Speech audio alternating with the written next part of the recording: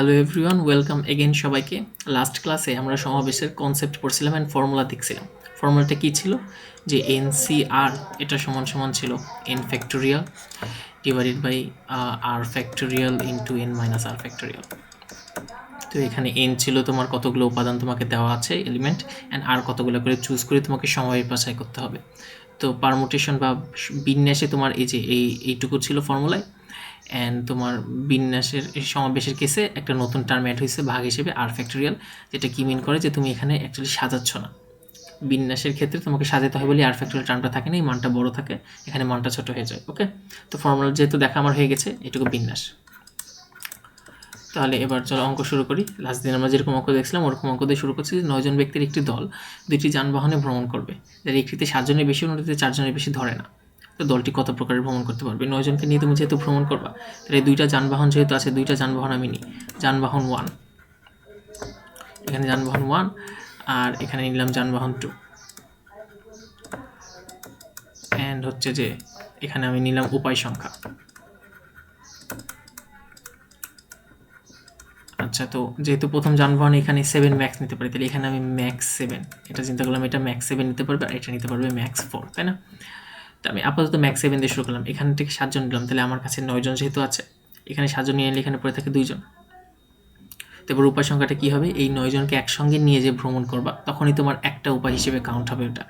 তো এটা যেহেতু হাফওয়ে কাজ, এটাও হাফওয়ে কাজ, 2টা অ্যাড করলে যেহেতু হয়, তাহলে তোমার গুণন বিধি অনুসারে কী হবে? এটা হবে 9C7। 9 জন থেকে 7 জন তুমি কম্বাইন করলা, অ্যান্ড এর সাথে তুমি 7 জন যেহেতু নিয়ে এসো, তোমার কাছে 2 জন বাকি থাকে, ওই 2 জন থেকে 2 জনের কম্বিনেশন করলা, দিয়ে এখানে একটা সংখ্যা পেলাম। দিয়ে তারপরে এখানে 7 জন থেকে যেহেতু 7 ম্যাক্স, এবার এটা আমি কমাবো, 7 থেকে এটা বানিয়ে নিলাম 6, অ্যান্ড এটা এখানে 6 নিলে এখানে বসাবো তুমি 3 এই যানবাহনে। তাহলে এটা হবে কি 9C6। এর সাথে হবে হচ্ছে যে তোমার বাকি থাকে 9 জন থেকে 6 জন নিলে বাকি থাকে 3 জন, তাহলে 3 জন থেকে 3C3। দিয়ে সিমিলারলি 6 এরপরে যদি তুমি এখানে 5 জন নাও, এখানে হয়ে যাবে 4 জন, ম্যাক্সিমাম ক্যাপাসিটিতে পৌঁছে গেছে। এরপরে এটা হবে 9C5, 9 জন থেকে 5 জন চুজ করলে আর 4 জন বাকি থাকলো, ওই 4 জনের জন্য 4C4, এটা হয়ে গেল। দিয়ে তারপরে এগুলো যদি আমি ক্যালকুলেট করি, 2C2 অ্যাকচুয়ালি হচ্ছে 1, তাহলে 9C7 এটা সমান সমান আসছে 36, আর 2C2 মানে হচ্ছে যে 1, অ্যান্ড তাহলে এটা হচ্ছে 36। তারপরে এখানে 9C6 মানে হচ্ছে যে 84, একসাথে 1 গুণ করলে ওটাই হয়। সিমিলারলি 9C5 যদি দিই, এটা হবে হচ্ছে যে 126। তাহলে মোট উপায় সংখ্যা কতগুলো? মোট উপায় হচ্ছে যে এই 36 প্লাস 84 প্লাস 126, এটা হচ্ছে 246 উপায়, 60 প্রকারে ভ্রমণ করা যাবে। ওকে, এটা হচ্ছে আমার অ্যান্সার। তারপরে আমি একটা দিয়েছে 12 জন শিক্ষার্থী 2 জন যানবাহনে ভ্রমণ করবে, যার একটিতে 9 জনের বেশি, অপরটিতে 5 জনের বেশি ধরে না। শিক্ষার্থীরা যানবাহনে কত প্রকার ভ্রমণ করবে? একবারই সেম আগেরটার মতো, তাই না? যেহেতু সেম, এটা তোমরা করে নিও। দেখো রিসেন্ট ইয়ারই আসছে মোটামুটি, এটা রিসেন্ট এখন অ্যাকচুয়ালি বলা যায় না, 19 সাল। যাই হোক, তো পরে ম্যাথে চলে যায়। এখানে বলছে 20 বাহু বিশিষ্ট একটি সুষম সমতলিক ক্ষেত্রের কৌণিক বিন্দু সংযোগে প্রাপ্ত রেখা দ্বারা কতগুলি ত্রিভুজ গঠন করা যায়, ওই সমতলিক ক্ষেত্রটির কতগুলো কর্ণ আছে। আচ্ছা, তো আমি যদি ত্রিভুজ নিয়ে কথা বলি, ত্রিভুজ বানানোর জন্য আমার লগে শীর্ষ লাগে কয়টা? 3টা। এটা যেহেতু 20 বাহু বিশিষ্ট, তাহলে আর 20টা শীর্ষ থাকবে, এরকম করে এরকমভাবে 20টা থাকবে, রাইট? এরকমভাবে যদি 20টা থাকে, এই 20টার মধ্যে মনে করো এই 3টা নিয়ে একটা ট্রায়াঙ্গেল হবে, সিমিলারলি এই পাশে 3টা নিয়ে আবার একটা ট্রায়াঙ্গেল হবে, এভাবে আর কি সমাবেশটা গোছাতে হবে। এখন এই পয়েন্টের সাথে এই পয়েন্ট, তারপরে এই পয়েন্ট নিলে তুমি আবার এরপরে এটা, তারপরে এটা নিলে ওটা বিন্যাস হয়। যেহেতু এটা সমাবেশ, তো সমাবেশ নিয়ে আমার ওইটা চিন্তা করার দরকার নাই। তো এখানে আমাকে জাস্ট যে কোনো র্যান্ডম 3টা পয়েন্ট নিলে হবে, আর শীর্ষ যেহেতু 20টা আছে, এই 20টার মধ্যে যে কোনো 3টা পয়েন্ট কানেক্ট করলে একটা করে ট্রায়াঙ্গেল হবে, তাই না? ত্রিভুজ হবে। ত্রিভুজের জন্য কী করতে হবে? তোমার ত্রিভুজ গঠন করা যাবে কত উপায়? ত্রিভুজ গঠন করা যাবে, জাস্ট তোমার বের করতে হবে কি 20টা পয়েন্ট থেকে 3টা করে পয়েন্ট নিলে কত উপায় হয় সেটা। তাহলে এটা হবে 20C3, এটার মান আসছে 1140, এতটি উপায়। ওকে, এতটি। এরপরে যদি বলে সমতলের ক্ষেত্রে কতগুলো কর্ণ আছে, এখন ত্রিভুজ গঠন করা যায় 3টা উপায়, তাহলে 20টা শীর্ষ থেকে আমি যে কোনো 3টা র্যান্ডম চুজ করে অনেকগুলো সমাবেশ করছি, 1140টা হয়েছে। কর্ণ করার জন্য কী করা লাগবে? 2টা করে লাগবে। কর্ণ তো একটা লাইন, তো একটা রেখা বানানোর জন্য 2টা পয়েন্ট লাগে। তো আমি যদি কর্ণর কথা বলি, তো আমি আগে ভাবি যে শীর্ষগুলো অ্যাড করে কতগুলো দাগ গঠন করা যাবে। তো লাইন বানানো যাবে বা রেখা বানানো যাবে।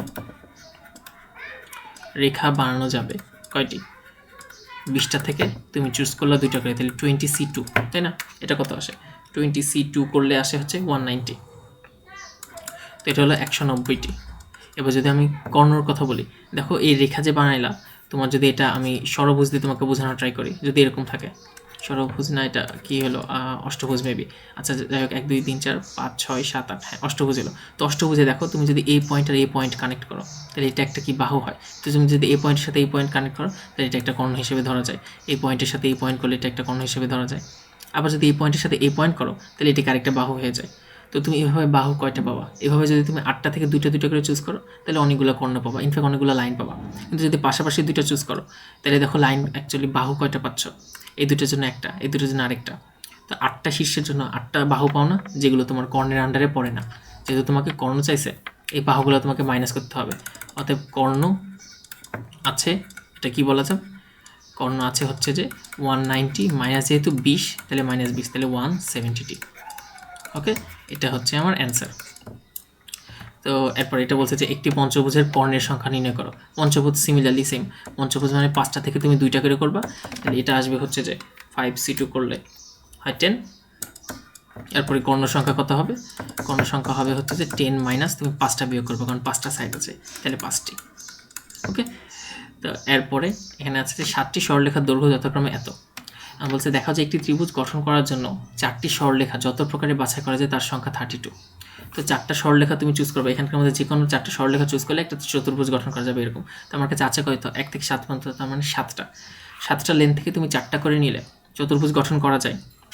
তাহলে কি 7C4, এতটা নিলে কত হয়? 7C4, এটা করলে আসে 35। ওকে, তো এখন কথা হচ্ছে চতুর্ভুজ গঠন করার জন্য কিছু তো কন্ডিশন থাকে। কন্ডিশন কি? যেমন ত্রিভুজ গঠন করার জন্য যে কোনো ছোট দুই বাহুর যোগফল থার্ড বাহু অপেক্ষা অবশ্যই বৃহত্তম হতে হবে। সিমিলারলি চতুর্ভুজের জন্য যে কোনো 3টা বাহু যোগফল ফোর্থ বাহু অপেক্ষা বৃহত্তর হতেই হবে। এটা 4টা বাহুর জন্যই সত্য। তাহলে এখানে আমার সবচেয়ে ছোট 3টা বাহু কী কী? 1 2 3। 1 2 3কে যোগ করলে কত আসে? 1 + 2 + 3 করলে কত হয়? 6। এখন আমাকে দেখতে হবে এই 6-এর সমান বা 6-এর থেকে ছোট কয়টা আছে। 6-এর সমান আছে হচ্ছে 6, 6-এর থেকে ছোটো আছে 5 4। তাহলে এই 3টা যখন 1 2 3 এর সাথে যখন আমি 4 5 বা 6 নেব, তখন ওগুলো দিয়ে অ্যাকচুয়ালি চতুর্ভুজ গঠন করা যাবে না। যদিও এগুলো সাইড মিন করে, কিন্তু এগুলো দিয়ে চতুর্ভুজ ড্র করা পসিবল না, তাহলে ওটা আমাদের ইনভ্যালিড হবে। তাহলে কি? কিন্তু যদি আমি 1 2 3 এর পরে 4 নিই, তারপরে 1 2 3 এর পরে 5 নিই, আর 1 2 3 এর পরে 6 নিই, এগুলো দ্বারা চতুর্ভুজ গঠন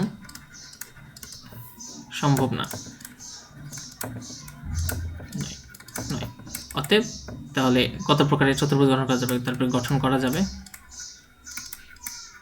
যেহেতু তোমার 3টা বাদ পড়লো, তাহলে 35 - 3 = 32, যেটা হচ্ছে আমার অ্যান্সার, বা দেখানো যে বলা যায় তাহলে শর্ট। ওকে, তো এটা ছিল এই ম্যাথটা। এরপরে আরেকটা আছে, দেখা যায় n বাহু বিশিষ্ট একটি বহুভুজের এত সংখ্যক কর্ণ আছে। তো n বাহু বিশিষ্ট, আমি 20 বাহু বিশিষ্ট দেখলাম, পঞ্চভুজের দেখলাম, তাহলে n বাহু বিশিষ্ট তো ব্যাপার না। কর্ণগুলো কীভাবে হিসাব করবা? ফার্স্ট অফ অল কর্ণের জন্য NC2 করা লাগে, দিয়ে তারপরে যেহেতু n বাহু বিশিষ্ট তাহলে n মাইনাস করা লাগে, তাহলে এটা হয়ে যায় আমার কর্ণ। একবারই লিখে দিলাম, যেহেতু মাত্র 2টা অঙ্ক করে আসছে। তাহলে NC2 কে অ্যাকচুয়ালি কী লেখা যায়?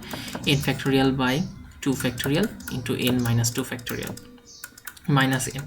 আচ্ছা, এখান থেকে n ফ্যাক্টোরিয়াল যেহেতু বড় আর n - 2 যেহেতু ছোটো, বড়টা থেকে ছোটোতে যাওয়া যায়, তাহলে উপরটাকে আমি ভাঙলাম n ইন্টু n - 1 ইন্টু হচ্ছে n - 2 ফ্যাক্টোরিয়াল ডিভাইডেড বাই 2 ফ্যাক্টোরিয়ালকে করলে 2 × 1 মানে 2ই হয়, তাহলে লিখে দিলাম আমি। আর এটার সাথে থেকে n - 2 ফ্যাক্টোরিয়াল, এটা কাটা যায়, -n ছিল। এখান থেকে কি আসে? n × n - 1/2। যদি এলসিএম করি তাহলে কী হবে? n × n - 1 minus 2n divided by 2। এখান থেকে যদি আমি এটার মতো সাজাই, এটার মতো সাজাইতে গেলে আমাকে হাফ n কমন নিতে হবে। হাফ n কমন নিয়ে নিলে এখানে পড়ে থাকে n - 1, এখানে পড়ে থাকে -2, তাহলে এটা হয়ে যায় actually half into n × n - 3। দেখো, এটা একটা প্রমাণ হয়ে গেলো, এটা দেখাও যায় হয়ে গেছে, তাহলে শর্ট। সিমিলারলি আরেকটা কোশ্চেন করছে যে কৌণিক বিন্দুগুলি সংযোগ রেখা দ্বারা এত সংখ্যক ভিন্ন ত্রিভুজ গঠন করা যায়। এখন ত্রিভুজের জন্য তো আমার জাস্ট র্যান্ডম 3টা বাহু নিলেই হবে, আমি জানি। ত্রিভুজের জন্য আমার এরকম -n করা লাগবে না, তাই না? তাহলে ত্রিভুজ গঠন করা যাবে। ত্রিভুজের কেসে কি হবে, এটা হবে NC3, 3টা করে নিলাম, এটাই আমার হয়ে যাবে অ্যান্সার। সেটা কীভাবে লিখবো, উপরে লিখবো যে হচ্ছে n factorial divided by 3 factorial into n minus 3 factorial. যেমন সিমিলারলি এখানে উপরে n যেহেতু বড় থেকে ছোটোতে আসা যায়, n into n minus 1 into n minus 2 into n minus 3 factorial divided by 3 কে লেখা যায় 3 times 2 times 1 into n minus 3 factorial. এটা কাটা যায়, তাহলে এখানে এই যে 3 আর 3 দুগুণে 6, 1/6 n into n minus 1 into n minus 2।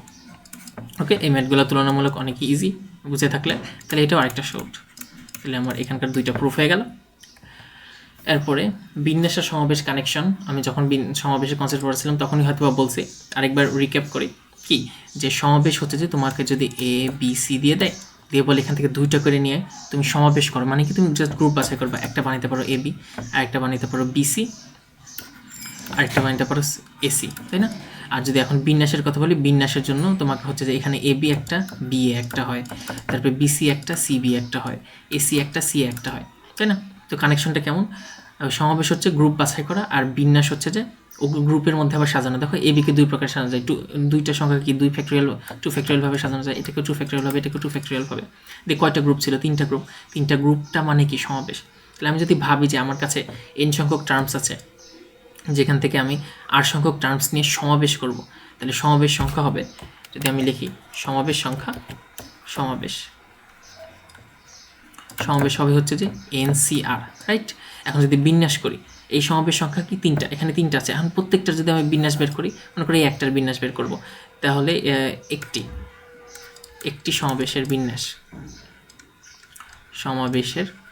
বিন্যাস ছিল হচ্ছে যে কত, r ফ্যাক্টোরিয়াল, তাই না? তাহলে অতএব যদি NCRT সমাবেশের বিন্যাস করি, সেটা কি হবে, r ফ্যাক্টোরিয়াল ইন্টু NCR, এটা সমান কি অ্যাকচুয়ালি NPR ছিল না, এটা টোটাল বিন্যাস। এই যে NCR মানে আমার সবগুলো সমাবেশ, এই যে এই 3টা যোগ করলে যেমন তোমার টোটাল বিন্যাস বেরোবে, সিমিলারলি ওরকম কিছুটা। ওকে, তাহলে এই দুটার মধ্যে রিলেশন কি আসলো, NPR সমান r ফ্যাক্টোরিয়াল ইন্টু NCR।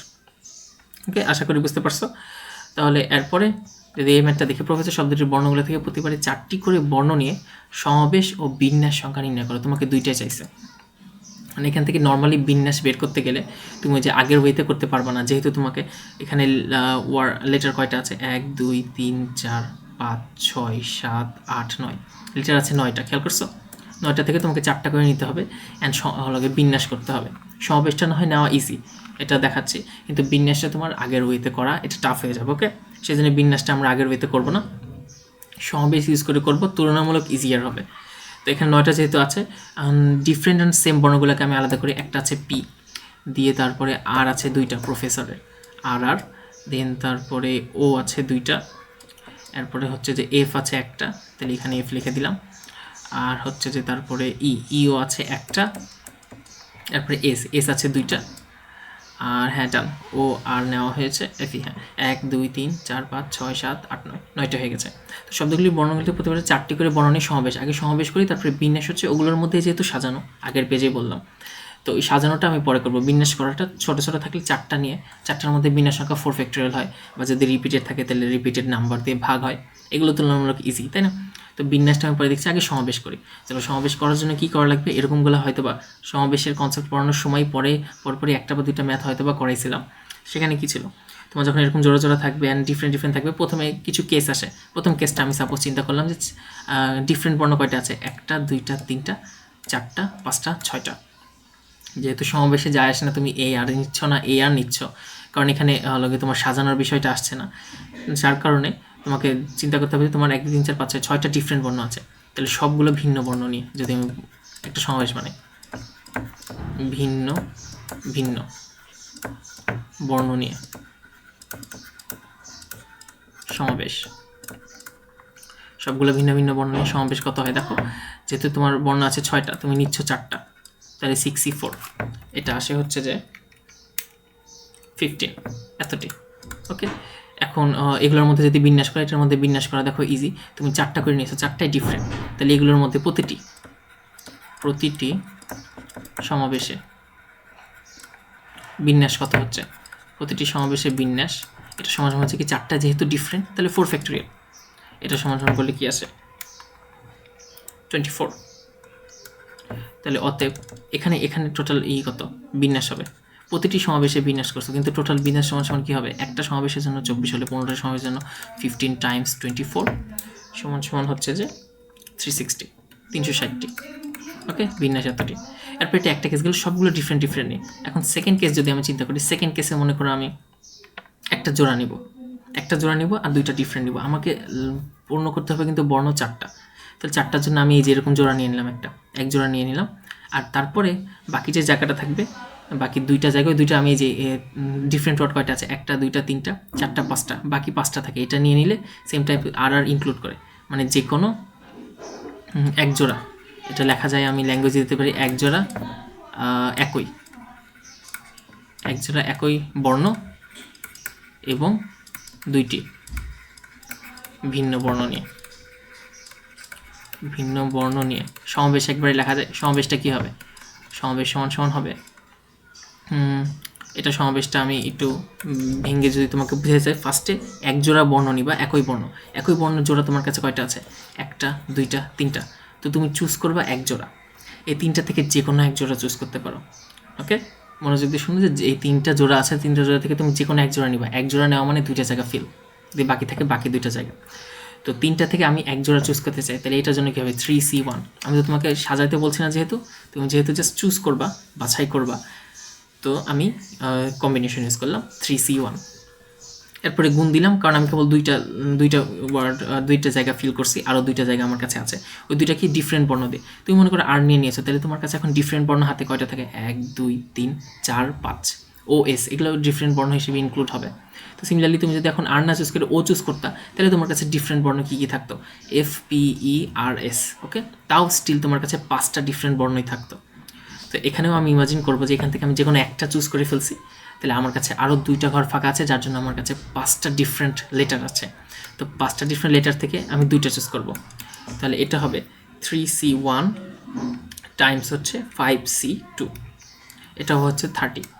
ওকে, এবার এগুলোর মধ্যে যদি আমি বিন্যাসের কথা বলি, দেখো একটাতে বিন্যাস কী হতে পারে, একটা বর্ণে তোমার এখন কি আছে, মনে করো আর নিয়ে নিলা আর PRE নিলা, তাহলে PERR এটার বিন্যাস তুমি কীভাবে লিখবা, 4টা যেহেতু 4 ফ্যাক্টোরিয়াল ডিভাইডেড বাই কি 2, এই 2টা যেহেতু রিপিটেড তাহলে 2 ফ্যাক্টোরিয়াল, তাহলে এটা তো হলো এই ক্যাটাগরিতে তো এই টাইপের যতগুলো পড়বে, হয় এক জোড়া ও থাকবে, না হলে এক জোড়া আর থাকবে, না হলে এক জোড়া এস থাকবে, তাহলে কি সবসময় 2 ফ্যাক্টোরিয়াল দিয়ে ভাগ হবে, অ্যান্ড 4টা লেটারই যেহেতু থাকবে তাহলে আমার এখানে 4 ফ্যাক্টোরিয়াল উপরে থাকবে, তো অলওয়েজ এখানে বিন্যাস কত হবে, প্রতি সমাবেশে বিন্যাস কত হবে, বিন্যাস হবে হচ্ছে যে 4 ফ্যাক্টোরিয়াল বাই 2 ফ্যাক্টোরিয়াল, এটা সমান কি লেখা যায় 4 ফ্যাক্টোরিয়াল ডিভাইডেড বাই 2 ফ্যাক্টোরিয়াল, এটা আসে হচ্ছে 12। ওকে, অ্যান্ড তাহলে টোটাল এখানে বিন্যাস কত, এখানে বিন্যাস হচ্ছে যে এটা কি একটা সমাবেশের জন্য, তোমার সমাবেশ তো 30টা পাইলা, তাহলে 30 টাইমস 12, এটা হবে কত 360, এটাও 360। ওকে, এরপরে যদি পরেরটায় যাই, আরেকটা কেস আছে যেখানে দেখো আমি এই যে এক জোড়ার সেম আরেক জোড়ার ডিফারেন্ট নিয়েছি না বাকি 2টা, আর যদি আমি 2টা জোড়াই সেম নিই, আচ্ছা তাহলে থার্ড কেসটা কী বোঝাতে চাইলাম, যে তুমি হচ্ছে যে এক জাতীয় এক জোড়া নিবা, এক জোড়া মানে 2টা সিট ফিল আপ করে ফেলছো, এবং ভিন্ন জাতীয় আরেক জোড়া। ওকে, তার মানে এখানে অ্যাকচুয়ালি মিনিং করছে যে তুমি RRO বা RROOSS এই 3টা জোড়ার মধ্যে যে কোনো 2টা জোড়া চুজ করবা, তাহলে এই কেসে দেখো সমাবেশ বের করা ইজি, এই কেসে সমাবেশ সমান সমান হচ্ছে যে তোমার কাছে আছে 3 জোড়া এরকম ডাবল, তার মধ্যে তুমি চুজ করবা 2টা, তাহলে 3C2, এটা করলে আসে 3। এরপরে যদি এটার কেসে বিন্যাস হিসাব করি, এটার কেসে টোটাল বিন্যাস আমি একবারই লিখে ফেললাম, টোটাল বিন্যাস কী হবে 3 এর সাথে কিছু একটা গুণ হবে, আর ওই বিন্যাসটা কত হবে, এটার বিন্যাস কত হবে ইমাজিন করো, তোমার কাছে যে কোনো একটা এক্সাম্পল নিয়ে নাও, তাহলে মনে করো RRO বানাইছো, তাহলে এটার জন্য বিন্যাস কী হয়, উপরে 4 ফ্যাক্টোরিয়াল, নিচে 2টা আর এর জন্য 2 ফ্যাক্টোরিয়াল, 2টা ও এর জন্য 2 ফ্যাক্টোরিয়াল, তাহলে এটা কী হবে 4 factorial by 2 factorial into 2 factorial, এইটুকুর মান আসে অ্যাকচুয়ালি 6, দেন 3 6 18 এতটি। তাহলে মোট সমাবেশ কত আসে, মোট সমাবেশ হচ্ছে যে এখানে পাইলাম আমি 3 অ্যান্ড আগেরটাই এটাতে সমাবেশ পাইছি আমি 30 আর এটাতে সমাবেশ পাইছি হচ্ছে যে 15। তাহলে 3 + 30 + 15 এটা তোমার অ্যাকচুয়াল অ্যান্সার। আর মোট বিন্যাস সমান হচ্ছে যে এখানে পাইলাম আমি 18 অ্যান্ড আগেরটাই পাইছি 360, তার আগেরটাও পাইছি 360, তাহলে 360 + 360। ওকে, তাহলে এটা করে যেটা হবে এটা হচ্ছে তোমার অ্যান্সার। তাহলে যদি কোনো একটা ওয়ার্ড দিয়ে এখান থেকে তোমাকে স্পেসিফিকভাবে বলে কিছু নাম্বার নিয়ে সমাবেশ করতে, তাহলে তোমাকে এরকম কেস ভাগ করে নিয়ে করতে হবে। হ্যাঁ, রিপিটেড না থাকলে কিন্তু তোমার 1 নাম্বারই অ্যান্সার ডান, বাট যদি রিপিটেড থাকে তাহলে এরকমভাবে কেস ভাগ করে নিতে হবে। এটা তো 2টা কেসে ছিল, তাই এরকম কেস আসছে। যদি 3টা লেটার রিপিটেড থাকতো তাহলে হয়তো বা কেস একটু ডিফারেন্ট হতো, সেই কেসে তোমাদের অলরেডি প্র্যাকটিস করানো হয়েছে। তো পরে ম্যাটটা যায়, এখানে NPR = 240 আর NCR = 120 দেওয়া, অ্যান্ড NR এর মান বের করতে বলছে। তো এখান থেকে আমরা চাইলে ডিরেক্ট রিলেশন বসাতে পারি। NPR NCR এর মধ্যে রিলেশন কি? NPR হচ্ছে বড়, যেটা হচ্ছে কি NCR এর সাথে R ফ্যাক্টোরিয়াল গুণ। তাহলে NPR এর ভ্যালু বসালাম আমি 240, এখানে থাকলো R ফ্যাক্টোরিয়াল, NCR এর ভ্যালু বসালাম আমি 120। তাহলে এখানে 120 বসে ভাগ হয়ে গেলে অ্যাকচুয়ালি 2 থাকে, 2 = R ফ্যাক্টোরিয়াল। এখন কিসের ফ্যাক্টোরিয়াল 2 হয়? আমরা জানি 2 এর ফ্যাক্টোরিয়াল 2 হয়, 2 × 1। এটা এমনিতেই সাজানো যায় ইজি একবারে। তাহলে R = 2 দিয়ে এরপরে যদি এখন আমি n এর মান বের করতে চাই, n এর মান আমি যে এই দুইটার যে কোনো একটা ইউজ করতে পারি, রাইট? তাহলে আমি সাপোজ ধরো এটা ইউজ করলাম NPR। তাহলে NPRকে আমি কী লেখা যায়? n ফ্যাক্টোরিয়াল বাই NPR মানে অ্যাকচুয়ালি এখন NP2, তো n factorial by n - 2 factorial, তাই না? এটা সমান কি 240। তো এখান থেকে আমি n ফ্যাক্টোরিয়াল যেহেতু বড়, তাহলে nকে আমি ভাঙলাম n × n - 1 × n - 2 ফ্যাক্টোরিয়াল, নিচে হচ্ছে n - 2 ফ্যাক্টোরিয়াল। এটা সমান 240 রাখলাম, দিয়ে এরপরে এখান থেকে এটা বাদ যায়, এটা গ্রহণ করলে n² - n - 240 = 0। তাহলে এটাকে যদি আমি সরাসরি ক্যালকুলেট করি, ক্যালকুলেটারে দিলে অ্যান্সার, তো পলিনোমিয়ালে দিয়ে 2 ডিগ্রি চুজ করে 1 - 1 - 240, এটা তাহলে n এর ভ্যালু আসে হচ্ছে 16, আসে -15। এখন n কি? n হচ্ছে নাম্বার, তোমাকে কতগুলো এলিমেন্ট দেওয়া থাকছে। তো এই নাম্বার অপূর্ণ সংখ্যাও হতে পারবে না, ভগ্নাংশ বা দশমিক হতে পারবে না, অ্যান্ড নেগেটিভ হতে পারবে না। তাহলে এটা হচ্ছে ক্রস। তাহলে অতএব n এর ভ্যালু আমার আসছে 16। ওকে, এটা রাইট। তাহলে r এর ভ্যালু 2, n এর ভ্যালু 16। এই ম্যাথটা দেখো NC2 দেওয়া আর 3p1 দেওয়া, এইদিকে 3p1 দেওয়া মানে এটা একটা অ্যাকচুয়ালি নর্মাল ভ্যালু, আর NC2 হচ্ছে যে n n ফ্যাক্টোরিয়াল, নিচে হচ্ছে r factorial × n - 2 factorial divided by এইদিকে 3p1 মানে হচ্ছে এটা মুখস্থ বসাতে পারো, উপরে 3 ফ্যাক্টোরিয়াল, নিচে 3 - 1 ফ্যাক্টোরিয়াল। তারপরে এটাকে সলভ করলে তোমরা n ইজিলি পেয়ে যাবা। আগের ম্যাথটা যেভাবে করছি একবারে হুবহু এক, জাস্ট ফর্মুলাটা আমি লিখে দিলাম, নিজেরা সলভ করে নিও। এরপরে লাস্টে ম্যাথটায় আসি। এই ম্যাথটাতে বলছে 12টি বিভিন্ন ব্যঞ্জনবর্ণ এবং 5টি বিভিন্ন স্বরবর্ণ হতে, প্রত্যেকটা বিভিন্ন, রিপিটেড কিছু না। যেহেতু রিপিটেড না, তার মানে তোমার ওই যে কোনো ধরনের কেস আসার দরকার নাই, ওই যে প্রথম কেসে আটকে যাবে। প্রতিবার 3টা ব্যঞ্জনবর্ণে 2টা স্বরবর্ণে কতগুলি শব্দ গঠন করা যায়। আচ্ছা, তো কতগুলো শব্দ গঠন করা যায় বলতে, যেহেতু তাহলে 12টি ভিন্ন ব্যঞ্জনবর্ণ আর 5টি ভিন্ন স্বরবর্ণ থেকে 3টা 2টা করে চুজ করবা। তাহলে টোটাল সমাবেশটা আমি সরাসরি লিখে ফেলতে পারি। দেখো সমাবেশ সংখ্যা কী হয়, তুমি 12টা ব্যঞ্জন থেকে 3টা ব্যঞ্জন চুজ করবা তোমার শব্দ গঠন করার জন্য। এই দুইটার একসাথে করে তারপরে একটা শব্দ গঠন হবে, তার মানে 2টাকে গুণ করতে হবে, গুণন বিধি ওয়াইজ। ওকে, 5টি স্বরবর্ণ থেকে তুমি চুজ করলে 2টা স্বরবর্ণ, তাহলে এটা হয়ে গেল কি টোটাল সমাবেশ সংখ্যা। তাহলে 12C, আমি যদি 12C3 করি ইন্টু হচ্ছে 5C2, এটা করলে আসে 2200। এতটি হচ্ছে সমাবেশ। এমনকি আমাকে শব্দ গঠন করা যায় বলছে, কিন্তু বলেনি যে কতগুলো সমাবেশ করা যায়। শব্দ গঠন করা যায় তো বলছে, মানে এর ভিতরে আমার এখন বিন্যাস অ্যাপ্লাই করতে হবে। তাহলে শব্দ গঠন করা যায়, এটাও দেখো একবার ইজি। এটার বিন্যাস কত হয় বলো তো? অনেকে হয়তো বা গেস করেই ফেলছো, যেহেতু বিভিন্ন আমি মার্ক করছি। ডিফারেন্ট হলে কি, যদি তোমার কাছে 3টা ব্যঞ্জনের 2টা স্বরবর্ণ মানে কি, তোমার প্রত্যেকটা শব্দ কি 5 লেটারের হবে না? প্রত্যেকটা শব্দ 5 লেটারের হবে। তো 5টা লেটার যদি সবগুলো ডিফারেন্ট হয়, তাহলে এর বিন্যাস সংখ্যা কী হবে? 5 ফ্যাক্টোরিয়াল। তাহলে শব্দ গঠন করা যাবে কত? 2200। প্রত্যেকটা সমাবেশকে তুমি 5 ফ্যাক্টোরিয়ালভাবে খালি সাজাও, এতটি। তাহলে এটা করলে কত হয়? 2200 × 5 ফ্যাক্টোরিয়াল, এটা আসে হচ্ছে যে 264000। অনেক ভালো বড় একটা সংখ্যা। তাই এটা হচ্ছে তোমার অ্যান্সার। ওকে, আশা করি আজকের ক্লাসগুলো তুমি বুঝতে পারছো। আজকের ক্লাস এই পর্যন্তই। থ্যাংক ইউ সবাইকে।